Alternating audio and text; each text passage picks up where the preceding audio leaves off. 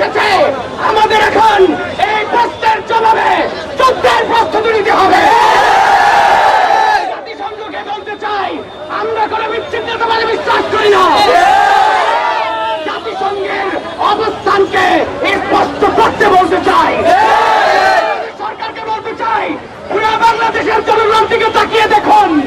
আজকে বাংলাদেশের জনগণ সারা বাংলাদেশে যেভাবে রাজপথে নেমে এসেছে, সংহতি জানাতে এর চেয়ে বেশি আর কিছুর প্রয়োজন নয়।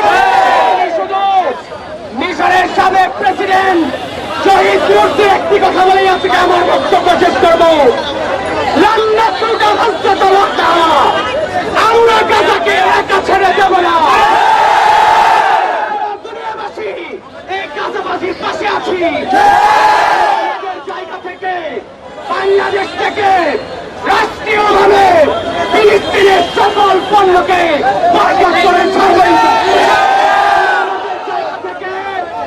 আমরা আমাদের জায়গা থেকে বলছি, সরকারকে বলছি, রাষ্ট্রীয়ভাবে ইসরায়েলের সকল পণ্যকে বয়কট করতে হবে।